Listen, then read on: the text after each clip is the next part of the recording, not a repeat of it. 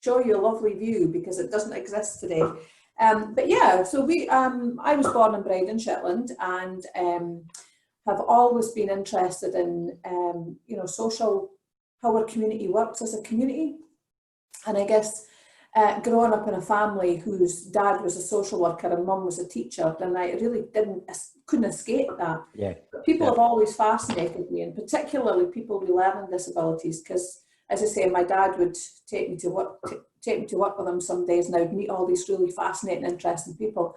So, for a lot of my life, I've just been really interested in people with learning disabilities, and also quite astounded by how they're not really accepted in our society, and have multiple barriers. Although they're a lot more accepted now, they still have multiple barriers. So I've worked in Scotland for a lot of my career, but also in Australia as well, and seen the kind of barriers that do face people. So I've kind of dedicated my whole working life to trying to kind of break down some of those barriers. And I suppose at COPE, we run 5 different businesses and employ people with learning disabilities in all of those businesses. And I found it to be the most positive way that I can promote that social message, that actually an employee with a learning disability is probably one of the most dedicated and brilliant employees that you can have. So we're a small island. We've got a population of about 23,000 in Shetland, but that does not hold us back in terms of the things that we're trying to achieve here. And for us at COPE, definitely the ambition is not just about the social purpose, but also about the fact that a small island community can pack a bit of a punch in any kind of market. So for COPE, that's where social purpose, that's the core of who we are. We're very orientated towards people, and we've got a really strong value base within the organisation. And that is my role, is to try and keep that going and promote that despite the circumstances. Yes. So here we are, in really different circumstances to what anybody probably would have thought we would be. And trying to figure our way through it, I suppose, same as everybody else. It's a really kind of strange time, and for a lot of, we were chatting about this before. We've kind of seen different organisations and different approaches to the challenges they're going through at the moment. Can you so within your structure, you've got several businesses. So obviously there's a soap company, there's a garden company, and a food company. Can you, just before we get into the COVID stuff, can you chat about how each of them came about and how they developed? And where you kind of saw where the idea came from, and where you saw the actual opportunity for each. How did the opportunity come about? Yeah, okay. So I cannot take credit for all of this, because some of the businesses existed way before I came into the company. But COPE's been running for about 22 years, and it's a long-standing organisation in the social enterprise sector. And I suppose I've been here nearly 9 years, and I was probably brought into the company at a time where the grant culture was starting to wane, and real proper pressure was coming on social enterprises to earn its own money and to wash its own face. So as I say, I actually moved back to Shetland from Queensland. I mean, you could not get 2 different climates. I can imagine. Yeah, a change. To do this job, to take it on, and I suppose even from the stage of me getting interviewed while I was there and they were here, I could tell that they were facing some really difficult decisions, and that was quite good, because I felt that I had an opportunity to come in, have a look at something that I knew well, but that I hadn't seen for a number of years because I'd been living abroad, and come back and see how I could help move it on and move it forward. And so that's when you're at your best. That's when you're at your best, I would say, in terms of looking at a problem. And then I've always liked that, and I don't always have the answers, but I quite enjoy the process of speaking to people, looking at the evidence and trying to find what we could do better, or what's working well or what's not working well. Yeah. And I suppose for us, running very different businesses, none of them are really that connected to the other one. Yeah. You have to have that sort of personality that you can juggle things, but you can also look at how you can make things better. And certainly for us, going back a little bit, the reason why we are so committed to having those different businesses is that you or I, or any of us in society, will choose our own career paths. And we'll choose them depending on what excites us, what we feel interested in, where circumstances lead us. You know, lots of different reasons go into you choosing your own career path. But we feel very strongly that if we have that opportunities, then so should somebody with a disability. So we have a number of people that work in our businesses that work in one particular business because that's what they want to do and that's their choice. But we also have a number of people that come in and maybe try a few different areas of our business, and that's totally fine too. This will be one of the challenges when we go back after COVID-19. Is how we manage that. So although in the past that's been a really positive kind of energizing part of what we do, that we have people movement the whole time, that is going to be one of our main challenges when we are able to open again, is how to do that. So I think it's one of the strengths we have as an organisation is that we are so diverse. It's also one of the most challenging parts of it is you know, how you engage with your customers that are in such different markets. And certainly I would say that's one of the most challenging things about running an organisation like this, is how you keep in touch with all those different customer pockets, as it were, that you have.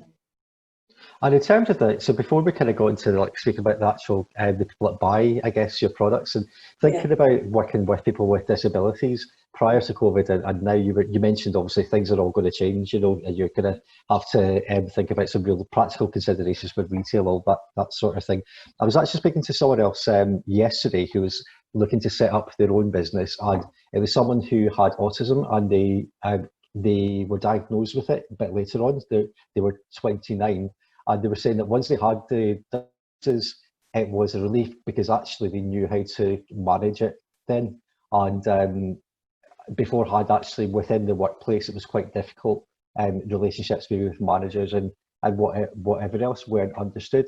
I guess so working with people with a range of different learning disabilities, you obviously know it's what you've committed your life to, but what have you seen in terms of support people with a range of different learning disabilities in the workplace, and what could employers potentially do better to understand people to support them in the workplace?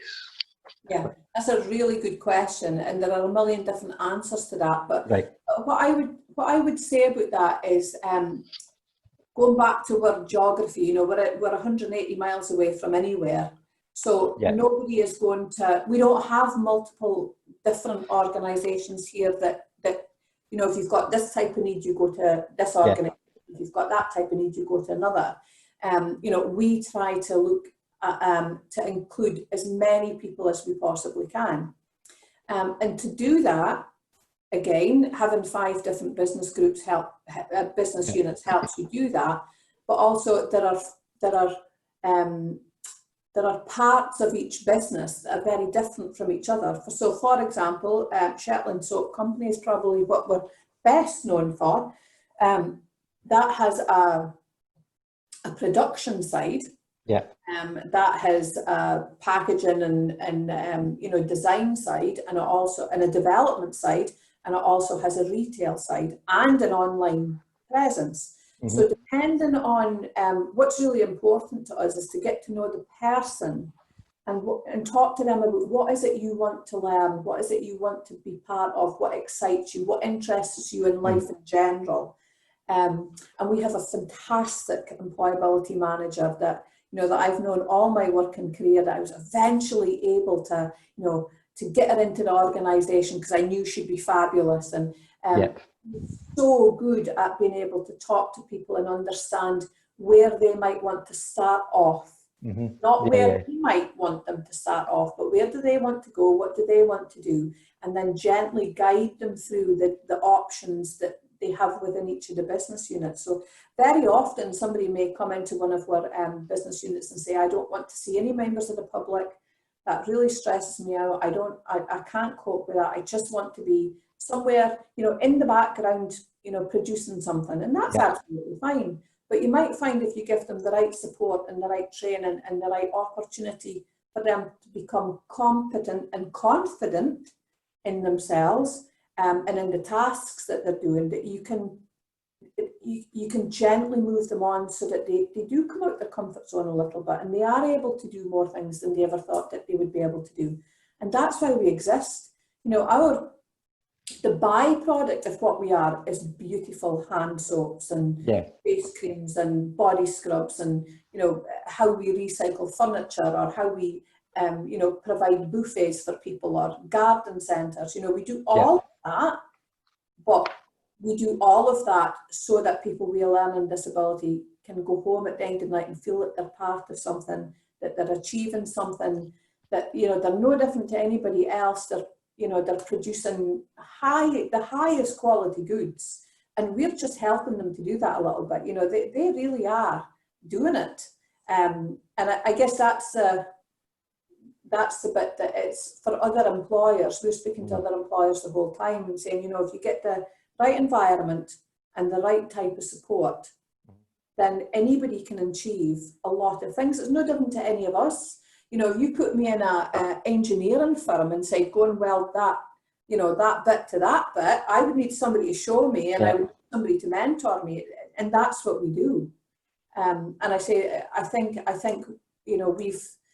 we've got such the culture within our organisation is all about that. It's not focusing on somebody's disability, it's focusing on what they want to be in life. And so that's really, really quite powerful when you can get a whole staff team to think in that way. And we work really, really, really hard to maintain that.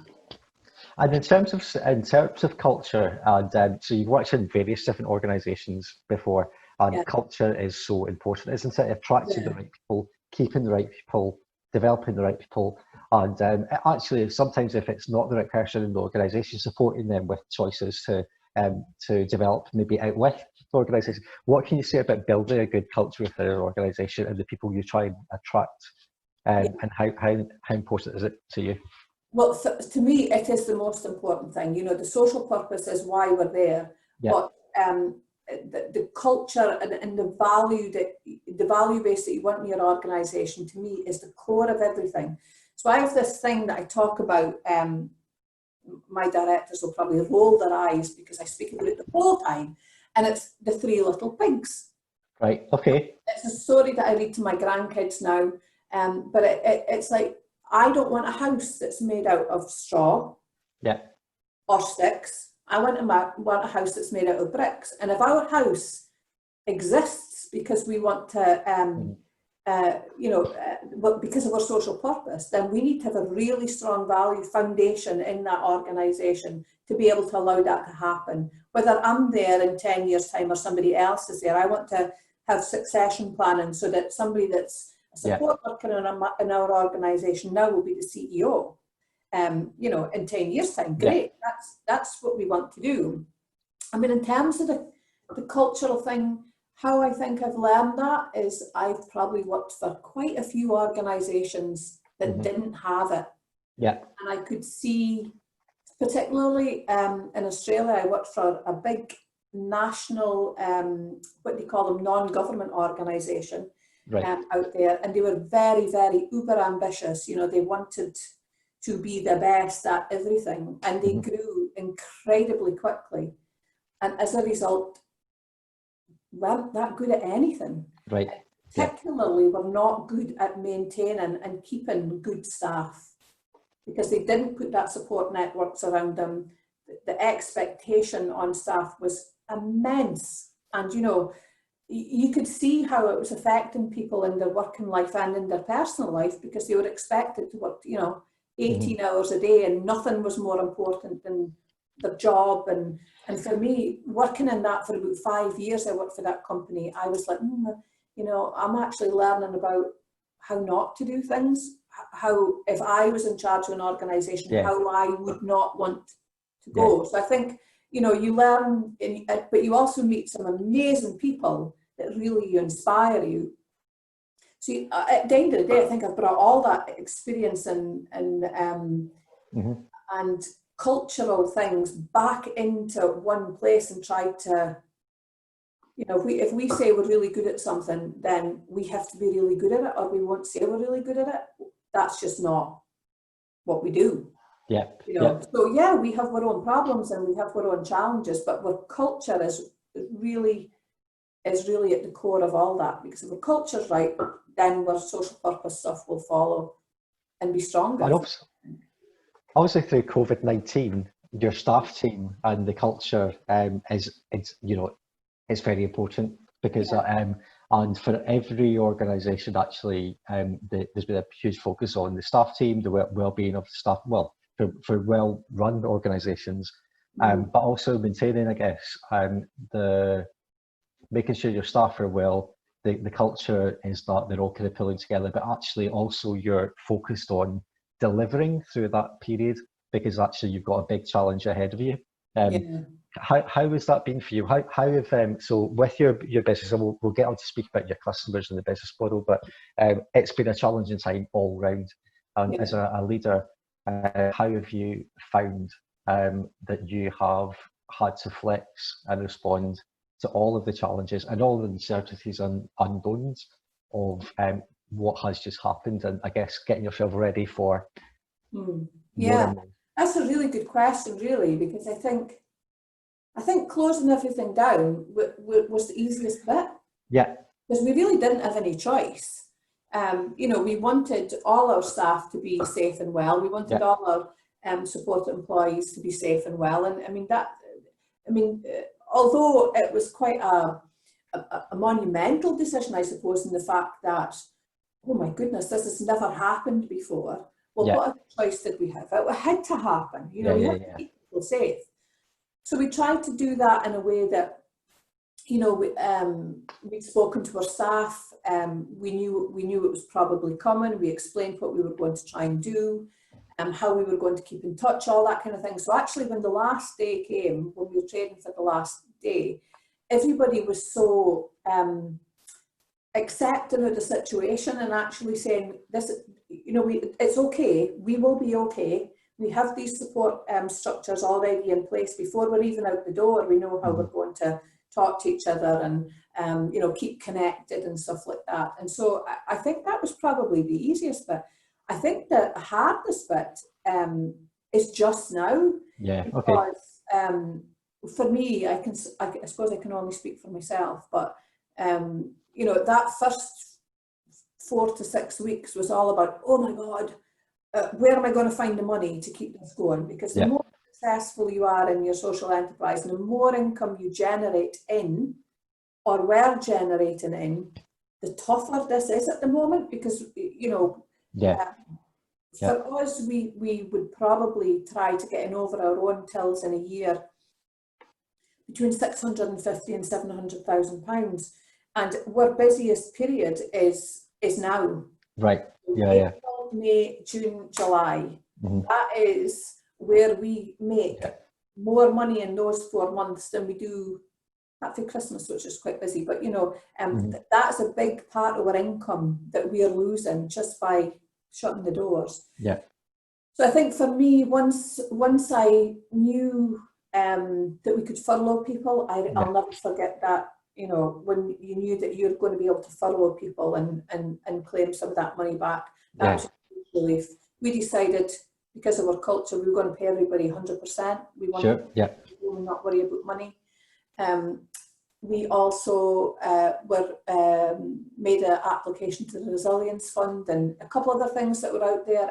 And for us, you know, just getting that successful and getting that.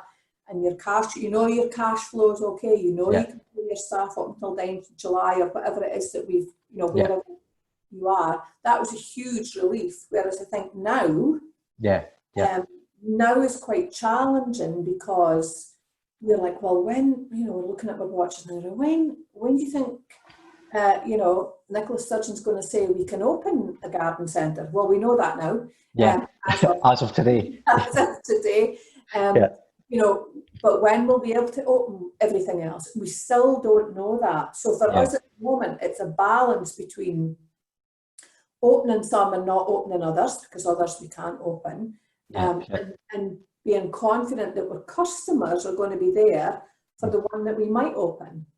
Because again, if you're thinking about the longevity of your organisation, opening early and paying staff to come back off furlough, you got to be able to make sure you can cover their wages. Yeah, absolutely. So I would say now is probably the bit where it's hardest. I think once we get into the opening, then we'll just get back into the swing of things, and it'll never be the same as it was before. Yeah. We're going to completely rethink lots of things.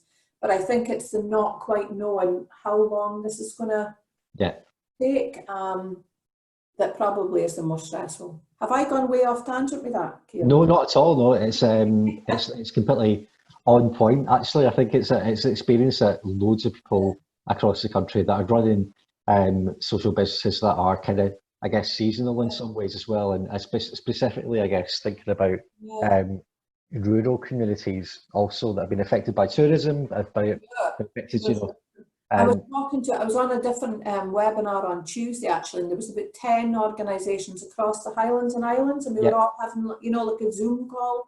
And just kind of catching up where everybody was and what everybody's main concerns were. And it is that. It's just that, well, I wonder, do we, can we do this safely? When are we going to be allowed to do it? And how long do we think that's going to last? And is this kind of holding pattern that I think people are quite nervous of? I think having the information is a lot easier because you can either do it or you can't. You can't change what you can't change. I would say that's the most challenging bit at the moment. It's just not having all of the information. Not having all of the information, but totally accepting that is the case, and we are no different to anybody else. This is life at the moment, is we don't have all the information, and how long that will last, we'll figure it out as we go along, won't we? Yeah, absolutely. And do you think, because it's an important point, I think that you said, nothing's going to be exactly the same again. Like, things have changed, and in the people that you are speaking to and the people that you surround yourself with, do you think there's a kind of acceptance and realization of that? My experience is it's kind of half and half. I think some people are like, well, we'll open back up and we'll get back to normal stuff. But actually, really practical things like, the supermarket at the end of the street, you still have to queue for that, and half the a third of the capacity of people can get into the shop, yet the rent is the same. The staffing levels, like your point there. If you're going to have people in a shop, you need to pay them, so you need to have customers, and it's kind of to having more information helps you to scenario plan, I guess, a little bit more. But is that kind of acceptance that actually we're going to have to think differently? I think in general, I would say the most people I've spoken to is an acceptance that things are going to have to be different. Yeah. That is possible, that getting through it is possible. I mean, on a personal level, my oldest son, he runs a grocery store, and he has never been so busy. Right. How he's changed it is that they now deliver to houses right across the island. So, he is like, this is very stressful, and they've got 2 metre distancing, and they've done such a good job. They sell lots of local produce, and they've just worked with local producers to try and do everything as safely as they can, but they've been exceptionally busy. My other son is a barber, and of course he can't do anything, and he's going to be one of those businesses that at the end, he's going to have to wait the longest. But he's also accepting that situation and is now volunteering for my older son and driving his delivery van. So, there's ways of getting around it. I think generally in terms of speaking to people in the sector, I think a lot of people are quite accepting of what I said before. You can't change what you can't change. But actually, is there an opportunity here to do things even better than we did before? Absolutely. when would we ever have 3 months out to try and think about, is this really working as well as it could work? Or, and I think once you get past that first adrenaline rush of, oh my goodness, are we going to survive this? Then you start, well, again, I'm speaking for myself, my brain quickly went from, okay, we've got the money in the bank, we're okay. Now, how are we going to do this in the future? And I think that is, I'm an eternal optimist, so, you know, I will always look at the best option, but for me, it's probably making us think really, really clearly about how we can do this better. And I do worry about it. I do worry about whether or not we are going to be able to, I think it's going to cost us more to do it better. Right. And I don't mean in terms of staff, I mean in terms of space. You know, how are we going to make it so that, you know, there's 2 meters distance between our office staff? How are we going to make it so that, you know, there's enough room in our tea room to be able to sit around the table and still have a really good conversation about what's going on in the world? And that's one of our, you know, our support employees love that. They love coming in and talking about what Donald Trump have said on, you know, on the news last night. How are we going to still keep doing that without feeling disconnected? And I think that's a big challenge. So, it is a big challenge, huge, and obviously we chat about the sector quite a lot, and we are, as Social Investment Scotland, you know, we're trying to be one step ahead and think, so how can we best support the sector and what information do they need? And I mean, there's one school of thought thinking some social enterprises are going to have to make some tough decisions, and actually, as a leader, having that support, having that space to make tough decisions that you will have made in this job and the last, you know, previous jobs. But then also really practical advice, like you mentioned before, furloughing. Who had ever heard of that word before? And just the simple kind of letters, you know, and the processes. And so, but what would you say in terms of like maybe you and just generally what you're seeing in Shetland and what you're seeing in the sector about some of the potential support that the sector might be looking for? What type of information do you think? Yeah, I mean, I think a lot from what I was getting on my Zoom call the other day, and from what's been going through my mind is that, you know, are we going, if our customers shop differently, and again, customers is a whole big other thing that we can chat about as well, but you're trying to second guess how your customers are going to shop and what it is they're going to be looking for in the future. So I think that's one worry people have, you know, if you're in the tourism industry as a social enterprise, you know, when are people going to be allowed to come to your area again, and how are you going to be able to do things? For us, again, it's like, well, our customers going to be wary of coming into your shop and handling second-hand goods, because that's one of our that's a big. We're on the biggest recycling business in Shetland, and that's, you know, are people going to be comfortable to do that? Then again, you know, we've got our online soap business, and we've seen that's been really busy. What the issue that we have there is that we were unable to get raw ingredients for our suppliers, so we've had to stop doing that for the time being. So there's lots of different things that are going to impact on people and organisations. But I think, going back to your first question, what are we going to need help with is, how do we, if we need to downsize a bit, how are we going to do that in a way that is planned and supported well? Because social enterprises in general are about people. And, you know, if you are having to sit down with your staff and say, actually, we're going to have to go through a redundancy process. It's a horrible thing to have to manage. It's just one of the worst things that you face, because you are so connected with your staff teams, and you know that the people that are working for you are, I mean, you genuinely become a group, and to think about that not actually surviving this is really scary. And I think was the main theme that came out of the Zoom call I had the other day was, you know, what if we cannot do it, and we cannot keep everybody? How on earth are we going to do that? And I think people it's a lonely place to be when you're having to make decisions like that. And I think Absolutely is. Yeah.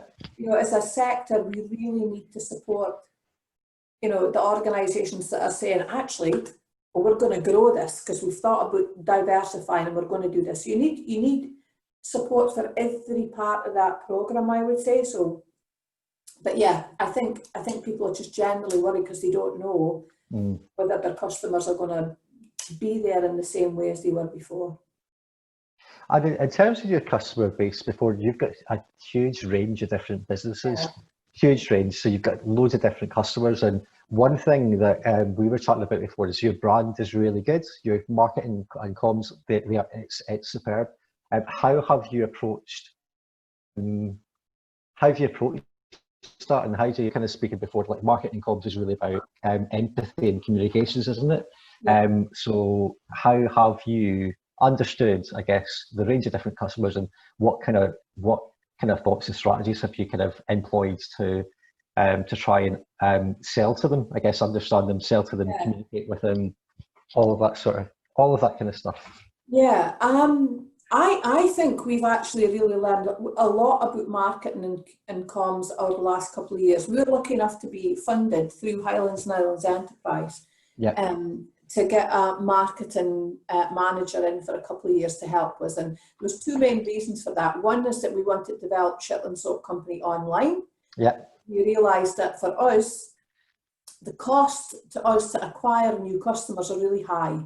Because as I said, we're in the middle of the North Sea, and to go anywhere and talk to anybody and do any kind of pitching cost was a lot of money. We were trying to look at, the online presence and could we grow that, and we're still in the process of doing that. But getting the right person into your organisation that has that kind of market know-how and skill that connects with your culture. That doesn't necessarily come in with their own agenda, but brings their own agenda into your culture. And has the what's the word? Maybe the enthusiasm to share that in a professional way. So I think for us, it was about, we were kind of going down the line before that of being quite, we have a luxury product here and buy our luxury product, but funnily enough, for some reason, we weren't really promoting the social purpose in that. We were a bit worried about promoting the social purpose in that because we didn't want to be seen as worthy. Undermining somebody with a learning disability or using somebody's learning disability to help sell the product. But when we got our marketing person, she actually came from Portugal and was just amazing. She says, but Ingrid, this is about people. So share your story about people. This is like, you ooze people. People are cope as people. And so we started to trust her, and she really got us to understand how we could have a more relaxed conversation with our customers, that it wasn't all about this bottle of soap looking beautiful. It was the fact that, we're here on an island and we're all working together to produce this beautiful bottle of soap. It's a story, like people are buying into. Sorry? Yeah, it's a story. People are actually buying into the story. Exactly. And what we did as well was we did online focus groups, we did surveys, we did lots of things that were based on evidence. Rather than us going, oh, you know what, we really like that smell and we really like that colour and we think that would be a really good brand, and because we'd done that in 2012. We'd done it that way in 2012 and it worked okay. But moving on and developing your brand even further, we did it a much more kind of analytical processes, I think, and it's definitely been the best thing. So I think it's about attracting good people to come. Unfortunately, we've lost her because she's gone to Norway with her husband, which is not what we wanted to do. But that's the challenge of running any business, is that you can't force people to stay. Absolutely. So she worked with us in Norway for a few months, and that was great. But she's now saying, now I really need to go. And Now I need to So I think it's about that conversation and understanding who your customer is. We did loads and loads of work about really understanding who they were. So who is our customer for the garden centre? It's a completely different customer to who will buy a body scrub at the soap shop. It's a completely different customer to who's coming in to buy a second-hand couch or a wardrobe. Yeah. And again, it's a completely different customer to who might buy our Shetland Deli products and our Shetland Kitchen Company products. That is very challenging because you have to drill down in all of those different businesses and find out who they are and then be able to target them And to respond to. So, yes. And I guess that story, people are, it's been observed that people are more aware of ethical shopping, and this whole period has kind of highlighted those companies actually, so massive global companies that have actually responded really well, supported the NHS, thought about communities and. Oh, you frozen. Sorry, it keeps on frozen a little bit. There's been a sense of community through this whole time. Yeah. So the next big phase is probably Christmas that we're coming up to. In terms of your customers, in terms of the opportunity, there is an opportunity for the social enterprise sector, I think, to really capitalise on the spirit of community and of understanding, but basically just understanding. Yeah. Your companies and trying to kind of capitalise on that as much as possible. Is it about kind of like reaching out to your customers that you've had in the past and tell them when you know it what your plans are for reopening, all of that sort of thing? Yeah. So you froze for a little bit there, but I'm thinking what you're asking me is, how are we going to re-engage with our customers? You got it. How are we around that social purpose stuff as well? And so what I would say about that is that we work really hard to maintain a relationship with our customers. And we do that differently in different businesses. Of course you would, because it's not the same customer base. But again, if we speak about, we're Shetland Soap Company, a lot of our people who were buying online would continue to buy online. And of course, when we had to make the decision to stop producing and doing our online sales, we again had that conversation with our customers. And you can do that because if somebody is happy to sign up and subscribe, then you can have a conversation through email. We had a lot of our customers phoning up the shop that were online and on the mainland. They're going, we're just really, really sorry. You're not able to continue at the moment, but don't worry, we are still going to be here when that's great. So you develop that kind of relationship with people. So so that's good. Sorry, my husband's trying to get in the front door and I've locked it. That's all right. Oh, right. You can let him in if you want. No, it's okay. He can go in the back. Tell him to go in the back. So, that thing about your social purpose is, we found actually that social purpose is not necessarily the first reason that somebody would buy your product, but it might be the reason that they choose to buy yours and not somebody else's. So again, speaking about Shetland Soap, because I suppose it's our most outward facing one, is people buy our product, we found, because it's from Shetland. And they either have a connection with Shetland or they enjoy the idea of what Shetland is. And then they buy it because it's a good quality product. And then they buy it because it's a social purpose. And it's the social purpose that they would say, we would rather give you money for soap than go and give it to Molton Brown, because Molton Brown aren't employing people with learning disabilities. But we'll only do that once. Unless what you're selling them is of an equitable quality. So that's what we've kind of worked hard to understand and do, is that is a really big factor. It's not the first factor, but it might be the one that gets you across the line in terms of your customers. Absolutely, and obviously in the Retail Academy, and we always try and impress that on people that it isn't the first thing. People want a good quality product, but actually we had a session this morning with Rachel, and we were talking about how to tell your story, and actually the different audiences that you're telling that story to, and how you can adapt that story, which is fantastic. We're just coming up to the 40-minute mark there. Yes, I talk a lot. I'm so sorry. No, all that was the kind of, and well, I've enjoyed it. That was quick.